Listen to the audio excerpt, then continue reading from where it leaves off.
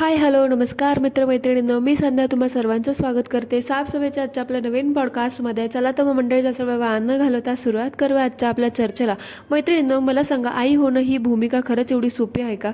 मग ती normal delivery असू दे किंवा सिझेरियन डिलिव्हरी असू दे, त्रास तर दोन्ही प्रोसेसमध्ये सारखाच होतो ना.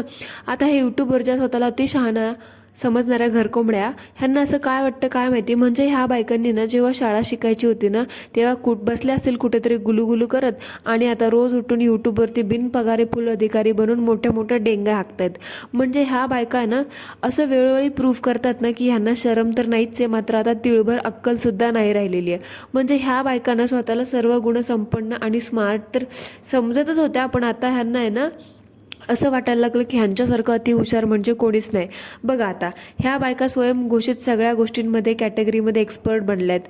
आता ना ह्या रोज उठून एकतरी आपली ही टांजल टिंडे रोज उठून सकाळ सकाळ देवपूजा करते, देवधर्म करते, व्रत वगैरे करते, ही माळ घाला ती माळ घाला असं बोलून आहे ना स्वतःला एक एक्सपर्ट पुजारी आहे असं साबित करते. आणि दुसरी गोष्ट म्हणजे ही बाई म्हणजे ह्यांच्यासारख्या अजून बायका आहेत, ती एकटीच नाही, भरपूर. ही ज्यांना ज्यांना फॉलो करते, ज्यांना ज्यांना बघून इन्स्पायर झाली ना, त्या सगळ्याच स्वयंघोषित 5 स्टार मिशलिन शेफ असल्यासारखं ना दाखवतात. म्हणजे ह्यांना ना भाजीपोळी पलीकडे ढेकळं दुसरं काहीच येत नाही, पण असं सांगायचं ना की मी स्वयंपाकात एकदम विशारद हासिल केले. आणि आता हे सगळं कमी पडत होतं, रोजचं ह्यांचं रटाळ तेच घराणं. म्हणून आता ह्या बिल्ला जगत आणि वर कातं म्हणे ऑडियन्स विचारत होती हिला की हिची डिलिव्हरी कशी झाली.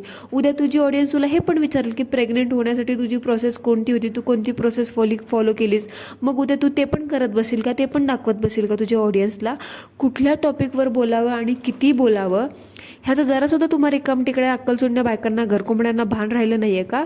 उगाचच उठायचं, आपलं काहीही व्ह्यूज नाही, काहीही कामधंदा नाही, उगाच घरात बसून टाइमपास करायचं, लोक बघतात म्हणून त्यांना काहीही दाखवायचं, काहीही. अरे मी तर विसरलेस, कळत असतं तुमच्यासारख्या बावळट बायकांना तर यूट्यूबवरती तुम्ही असं तुमचा पर्सनल लाईफचा तमाशाच मांडला नसता ना. आणि बिंडोक बाई काय ग, नॉर्मल डिलिव्हरी चांगली आणि सिझेरियन डिलिव्हरी वाईट हे ठरवणारी तू कोण ग?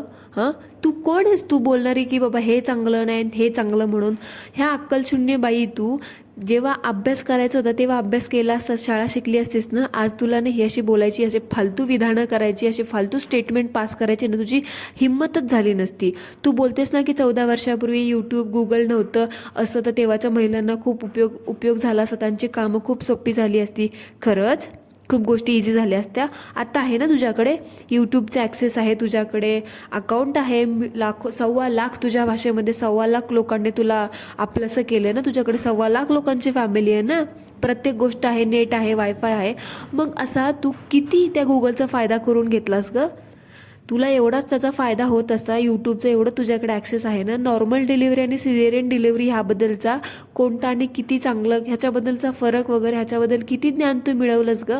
आणि बोलते मोठी खूप फायदा झाला असा 14 वर्षापूर्वी असं तसं. आता तुझ्याकडे आहे, तू असं किती फायदा करून घेतीस? आली मोठी शहाणे बोलायला लागली, उगाच तोंडाला येईल ते काहीही बोलत बसतेस. हां, नाहीतरी तुझ्यासारख्या ना मूर्ख शिळपटलेल्या बायकांमुळे ना सिझेरियन डिलिव्हरी झालेल्या महिलांना किती त्रास दिला जातो ना, हे तुला कळणारच नाही. पण मला एक कळत नाही, डिलिव्हरीच्या वेळेस आईसाठी आणि बाळासाठी, आईच्या जीवासाठी बाळाच्या जीवासाठी जी प्रोसेस योग्य असेल, ज्यामुळे आई आणि बाळाचा जीव सुखरूप असेल, दोघंही सुखरूप असतील, त्यांची हेल्थ चांगली असेल, त्यांना कुठलाही त्रास नाही होणार, ह्या सगळ्याचा विचार करून डॉक्टर आणि पेरेंट्स, आईवडील आणि आईवडिलांची फॅमिली, हे सगळा विचार करून ते लोक निर्णय घेतात. पण तुझ्यासारख्या अक्कलशून्य आणि तुच्छ विचारांच्या बायका, त्यांना हे कधी कळणारच नाही. कारण तुझ्या बाजूला ती म्हातारी बसली आहे ना, त्या म्हातारीचं पण म्हणणं असं, त्या म्हातारीला मी म्हातारीच म्हणणार, कारण बिकॉज आहे ना ती पण सरळ बोलते. आजकालच्या सगळ्या महिला सिझेरियनच करतात, त्यांना कळा सहनच होत नाही, जरा त्रास झाला की फाडून घेतात. ही काय भाषा आहे का? फाडून घेतात म्हणजे काय? त्यांना हाऊस आलेली असते का स्वतःच्या शरीरावरती एवढे कट्स लावून घ्यायची? तुम्हाला माहिती आहे पण का सिझेरियन डिलिव्हरीमध्ये किती रिस्की असते ते? एखाद्या बाईचा जीवसुद्धा जाऊ शकतो त्याच्यामध्ये. 50-50 सिच्युएशन असते, एक तर बाई तरी वाचेल नाही तर बाळ तरी वाचेल. आणि तुम्ही काय बोलता? काय तुमची ही भाषा? किती ते असभ्य. आणि दाखवायचं वरतून की आम्ही किती. आणि त्रास झाल्यावरती किंवा कळा यायला लागलं, तुम्हाला असं फेक लेबर पेन वगैरे असं होत असेल तर डॉक्टर सांगतात एखाद्या वेळी येऊन जा, किंवा कधी कधी प्रीटर्म डिलिव्हरी पण होत असते. ह्या सगळ्या गोष्टी असतात. पण तेव्हा डॉक्टर सांगतात की तुम्हाला असं वाटत असेल की तुम्हाला पेन चालू होते किंवा फेक लेबर्स वगैरे येते, तेव्हा डॉक्टर स्वतः सांगतात की एकदा दवाखान्यात या, आपण चेक करूयात. पण तुमच्या म्हणण्याप्रमाणे तुझ्या आणि तुझ्या त्या म्हातारीच्या, तिला एक्सपिरियन्स आहे ना, आता तिला मी म्हातारीच म्हणणार कारण ती आहेच त्या लायकीची. 3-3 दिवस तुमच्या म्हणण्याप्रमाणे एखाद्या बाईने 3-3 दिवस कळा देत बसली आणि आतमध्ये ते बाळ गुदमरलं आणि कळाच्या त्रासाने त्या आईच्या जीवाला काय झालं, किंवा दोघांपैकी किंवा दोघांनाही आपला जीव गमवावा लागला, तर काय काय टांजलटिंडे, तू ह्याची जबाबदारी घेशील का? तुझी ती म्हातारी जबाबदारी घेशील ग?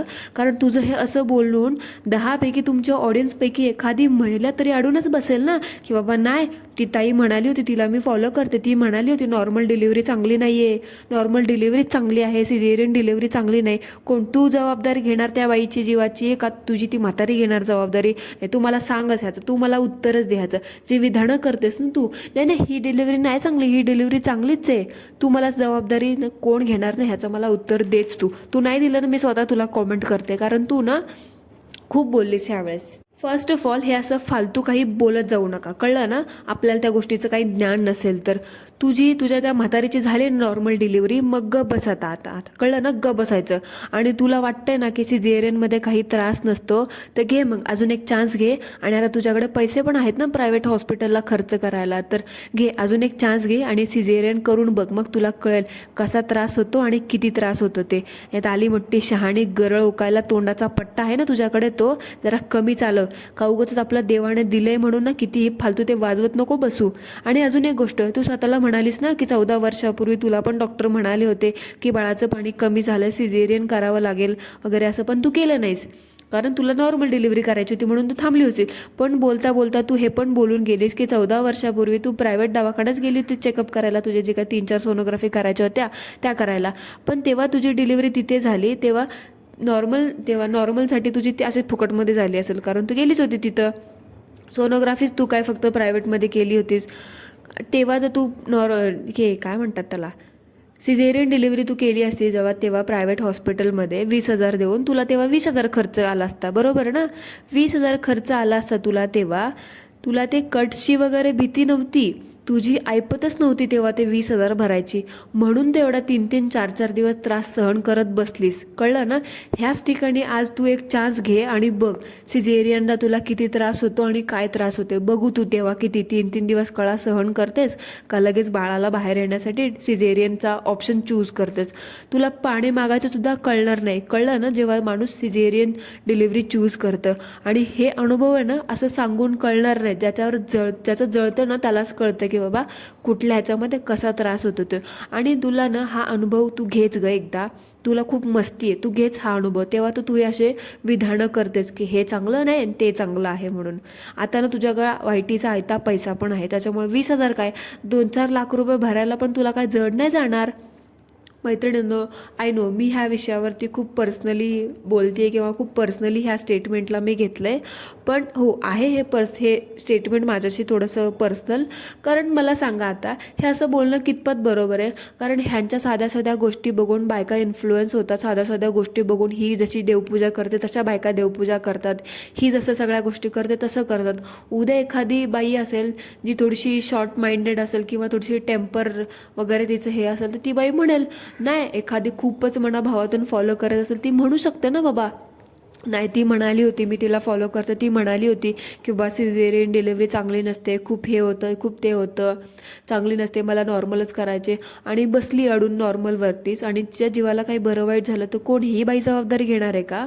नाही, कोणीच नाही घेणार. नुकसान इथे त्या बाईचं होणार आहे, त्या आईचं होणार आहे आणि तिच्या फॅमिलीचं होणार आहे. काय बोलायचं ह्या अशा बायकांना? त्याच्यामुळे मला हे स्टेटमेंट हिचं विधान खूप चुकीचं वाटलं आणि त्यामुळे मी हे खूप पर्सनली घेऊन या लेवलवरती बोलते.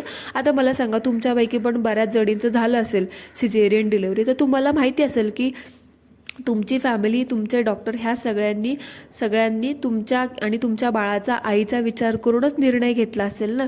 आणि ती प्रोसेस ऐकायला जेवढी सोपे वाटते ना तेवढी नक्कीच नाही आहे, तुम्हाला पण माहिती असेल ना. 7 लेयर्सचे कट्स असतात, एनेस्थीसिया असतो, 2-2 दिवस तो त्रास राहतो, तुम्हाला 2-2 महिने स्वतःची कुठली कामं करता येत नाहीत सिझेरियन डिलिव्हरीमध्ये, तुम्हाला 3 ते 4 दिवस युरिन बॅगसोबत राहावं लागतं.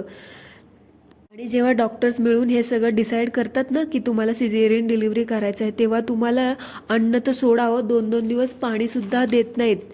हे एवढं सगळं असतं आणि पुढचे 5 दिवस तुम्हाला ना सलाईन्सवरती ठेवलं जातं. एक संपत नाही तोपर्यंत दुसरं संपत नाही तोपर्यंत तिसरं. आणि स्टिचेस, मूळ म्हणजे तुम्हाला स्टिचेस असतात आणि त्या स्टिचेसमुळे तुम्हाला तुमच्या बाळाला हातातसुद्धा घेता येत नाही किंवा इवन त्याला ब्रेस्टफीडसुद्धा व्यवस्थित करता येत नाही, कारण आपल्या अंगामध्ये तेवढी एनर्जीच नसते. बाळाला उचलायला गेलं तर खाली स्टिचेस दुखतात, एवढा सगळा त्रास असतो आणि वरतून ते टेप असतं, त्याच्यामुळे चालता येत नाही, धड कुठल्या गोष्टीचं भान नसतं. शेंडी एकीकडे असते आणि चिंधी एकीकडे असते, हे असे हाल असतात. आणि अजून भरपूर गोष्टी आहेत ज्या मी अशा ह्या बायका निर्लज्ज बायकांसारख्या अशा उघड नाही सांगू शकत. ह्या टांजलसारख्या बायका, बिकॉज त्यांना ना कळतच नाही, ह्यांना असं वाटतं की फक्त ऐकायचंच म्हणजे कट मारायची आणि बाळ बाहेर काढायचं. ते प्रोसेस वाटतं तेवढी सोपी बिलकुलच नाही आहे. ते म्हणतात ना, ज्याचं जळतं त्यालाच कळतं ना, त्यामुळं ना ह्या गोष्टीमध्ये आपण बोलूच नाही.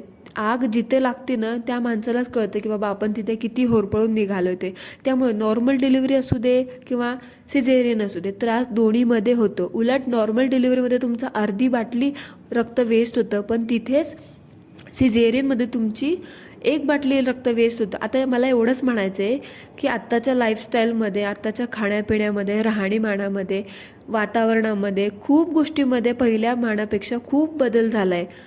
प्रत्येकजण त्याच्या हिशोबानुसार चांगलं वाईट चांगल्या प्रकारे सगळ्या गोष्टी डिसाईड करू शकतो. कोणतीही प्रोसेस असू दे, शेवटी आई होणं सोपं नाही आहे आणि त्रास प्रत्येक गोष्टीमध्ये आहे. मग ती नॉर्मल असू दे किंवा सिझेरियन असू दे, दोन्हीमध्ये त्रास तितकाच आहे.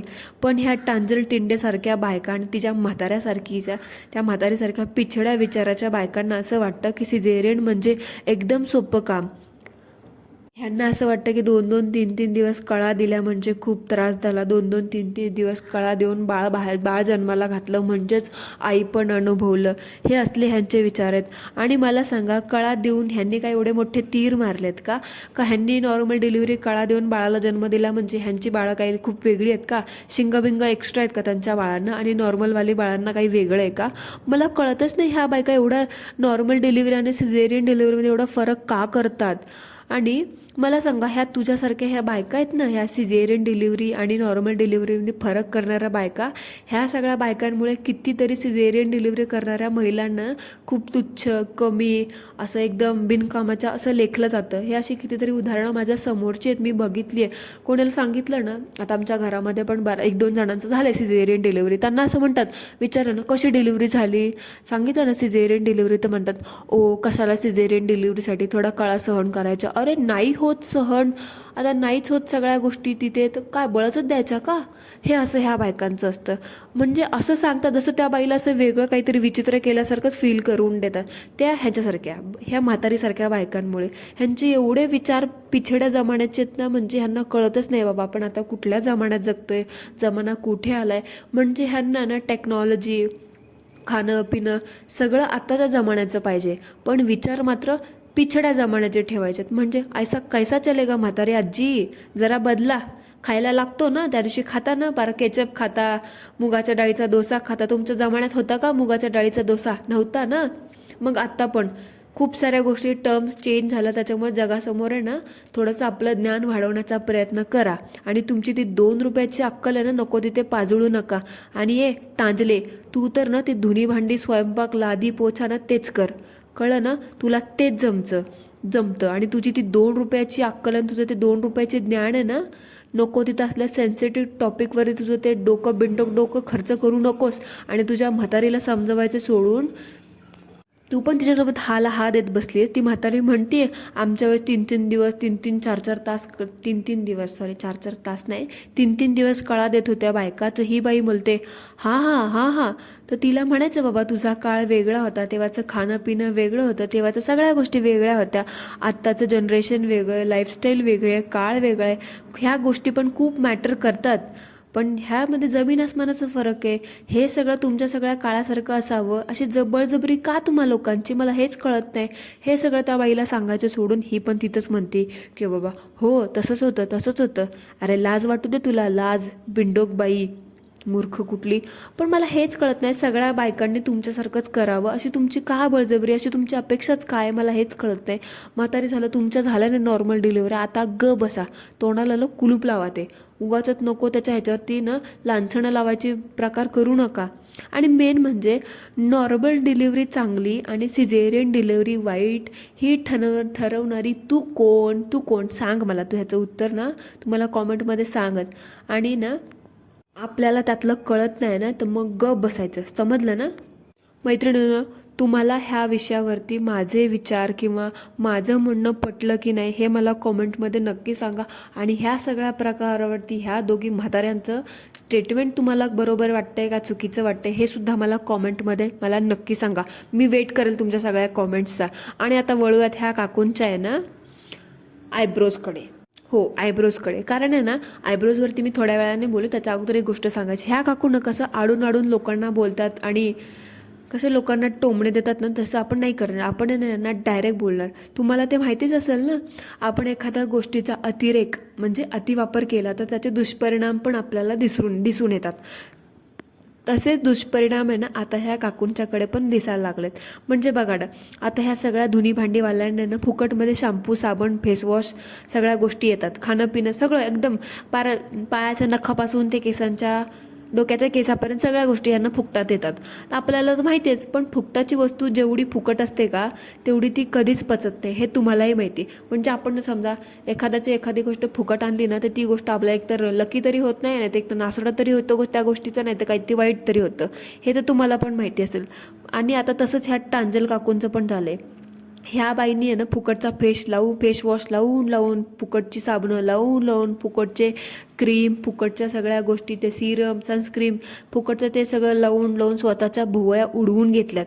लिटरली त्या भुवया उडवून घेतल्यात. म्हणजे दिसतच नाहीत बिचाऱ्याच्या भुवया कुठं गेल्यात. असं वाटतंय ना मला, तुम्ही ते व्लॉग्समध्ये पाहिलं असेल ना, त्या बाई माणसाचा फक्त चेहराच पांढरा फकट दिसतो, बाकी कान, नाक, गळा, हात, ते दंड, ते हात वगैरे सगळं काळं कुळकुळीत. अहो काकू, टांजल काकू, जरा कान उघडे ठेवा आणि ऐका मी काय म्हणते ते. जरा ते फेसवॉश आहे ना तुमच्या त्या आयब्रो उडवलेल्या चेहऱ्यावरती आहे ना जरा थापणं कमी करा.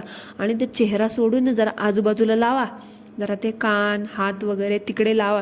नाहीतर आपला झेब्रा झाला आहे तुमचा ऑलरेडी. अजून काही दिवसांनी ना असं पट्टे दिसायला लागतील तुमचे डिरेक्शन्स. इकडे हात जातो आणि तिकडे पाय जातो, असं दिसायला लागेल काही दिवसांनी. आणि आता मी बोलते त्या पेड प्रमोशनबद्दल आहे ना. काय माहिती आहे का तुम्हाला एक सांगू का, तुम्ही ते पेड प्रमोशनवाल्यांना आहे ना त्यांना तर दिसत नसेल म्हणून ते तुम्हाला फक्त तोंड पांढरं करण्याची स्क्रीम देतात. तुम्ही स्वतःच त्यांना अप्रोच करा, म्हणा की मला ना आता तोंड पांढरं करायचं कमी झालं, कारण आता ऑलरेडी मी तोंड काळं करायची कामं करते आहे.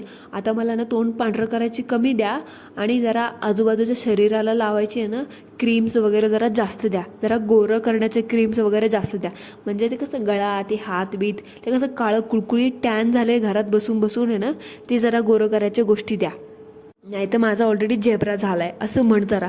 म्हणजे बघा तुमच्या प्रकारे ना जरा फायदा होईल तुझ्या शरीराला, त्याचा तोंडाला होणार नाही. कारण कालचं जे विधान आहे ना डिलिव्हरी स्टोरी सांगू ना, तू तुझं ऑलरेडी तोंड काळं करून घेतलंयस आणि तू ना त्याच लायकीची आहेस. आणि त्या झेब्रावरतून आठवलं, तुम्ही जे रोज आहे ना तुमच्या केसांना तो स्कार्फचा मुकुट लावून येता, म्हणजे ते रोज तुम्ही फुकटच्या प्रमोशनच्या शॅम्पूने ना ते रोज येऊन केस धुता ना, जरा ते केस धुणं कमी करा. नाहीतर तुमच्या तोंडासारख्या जसं ते तोंड धुवून जसं तुमच्या ते भुवया उडून गेल्यात ना, तसं काही दिवसांनी ना तुमचे ते 4 उरलेले केस पण उडून जातील. टकली होशील, टकली. एवढे केस धुशील तर लवकरच टकली होशील. ही टॅगलाईन खास टांजल टिंडे तुझ्यासाठी. कशी वाटली मला नक्की सांगा. आणि मंडळी तुम्ही पण मला कॉमेंटमध्ये नक्की सांगा की आपली ही टॅगलाईन कशी वाटली ते. आणि मला सांगा, एवढ्या ह्या फुकट वस्तू मिळतात, एक्सपायर होतील ना, तर मग गरजू लोकांना वगैरे देऊ नये का. त्या दिवशी पण बघितलं व्लॉग, घरामध्ये पार ते असे बॉक्स पॅकेट्स असे रचून ठेवले त्या कपाटामध्ये.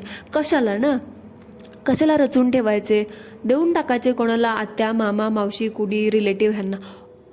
रिलेटिव्हचं बोलायला तुला तर तुझ्या त्या आजीशिवाय आणि माहेरच्या शिवाय रिलेटिव्हच नाही आहेत ना. कसं काय असणार, कोणाला देणार ना तू. कारण तिथे त्यांच्यासमोर पण असे तुझं तोंड काळं करायचे विधानं केली असतील म्हणून त्यांनी पण तुला वाळीत टाकलं असणार. असंच पाहिजे तुला. शेवटी काय ते मी काय म्हणते, जरा ते शॅम्पू साबण स्वतःवर तेच वाया घालवणं कमी कर जरा.